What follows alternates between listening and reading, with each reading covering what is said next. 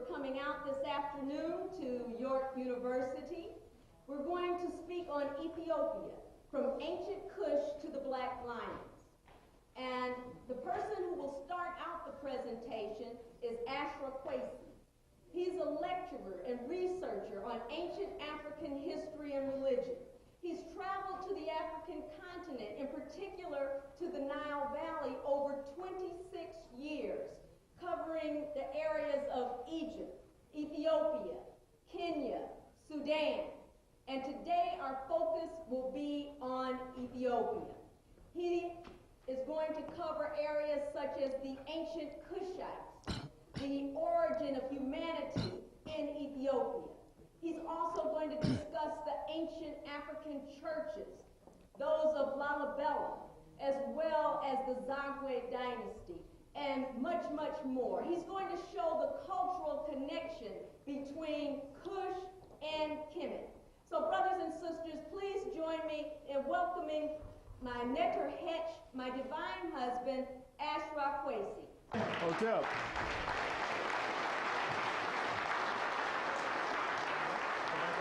Huh? Did I go? No, you got it.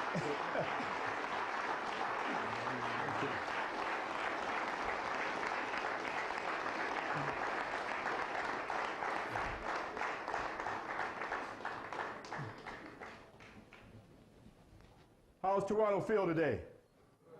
The African family, give yourselves another strong hand. You could have stayed home to watch the television.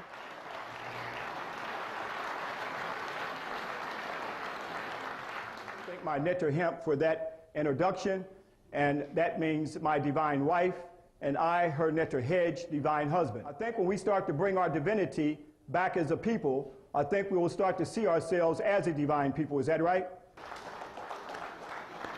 I'm most honored to be back right here in Toronto to lecture to you about not his story, but our story.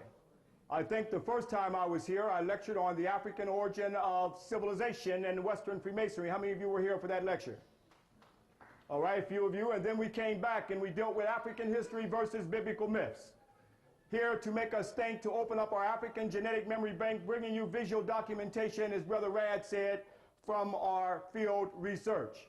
And then we also came back with the African origin of Christianity. Before I go on, I want to give recognition to my teacher named Dr. Joseph Nyakinen. I did not know at that time that I would travel with him 14 years and now continuing the research and field research and taking educational tours back, now 25 years of my life non-stop, to bring it back to you so we can see a visual documentation. So I don't want to take a lot of time, and let me recognize another teacher who was on that trip in 1981. Peace be upon him, Dr. John Henry Clark. I was sitting at the feet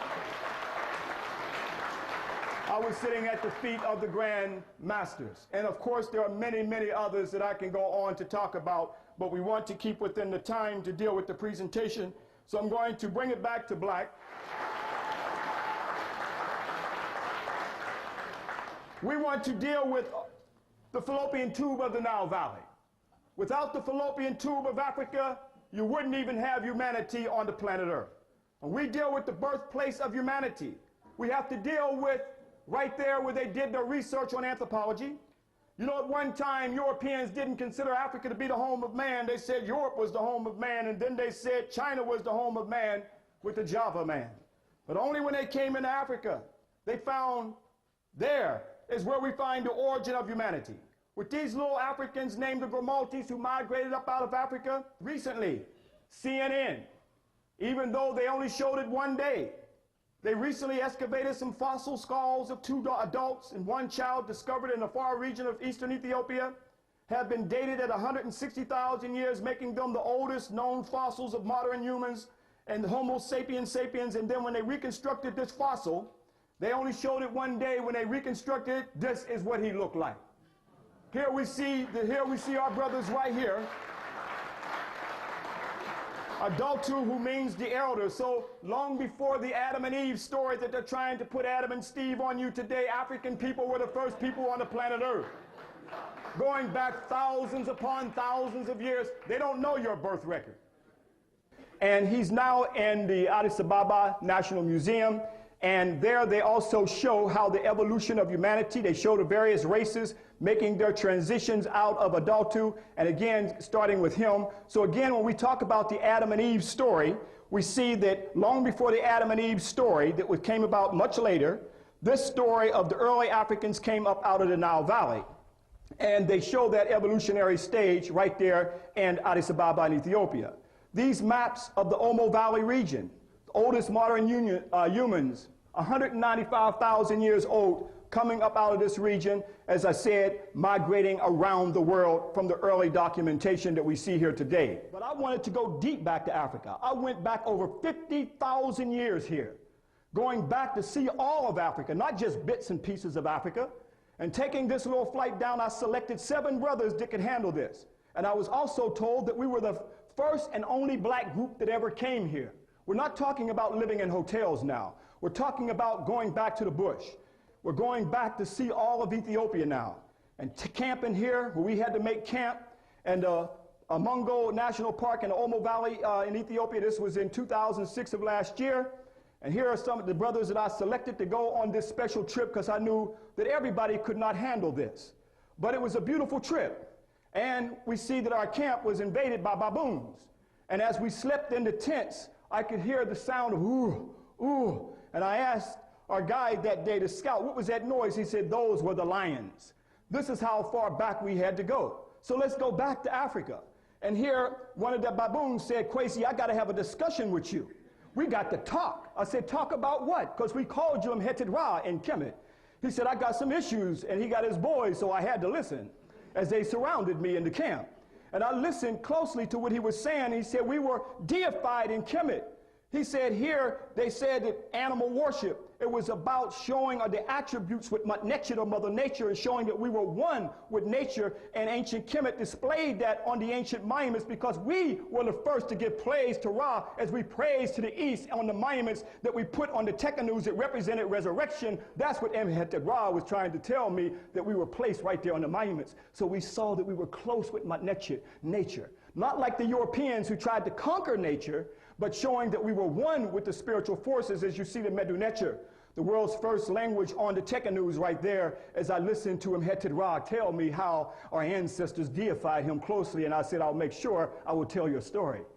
In the camp, we had to go back, and we went to various nations, okay, like the Musi, and also the Hammer, and the Kuro, and the Bume that I'm going to show you in a second. And we went to the oldest brothers. We had to go through a path, a rocky path, and go up to the bush and up to the mountains. It was hard getting there. And we went back over 50,000 years. We went back in time, and we came to the Ethiopian Musi. Here we see the brothers here with the feathers on their head that we still see on the temples of Kemet.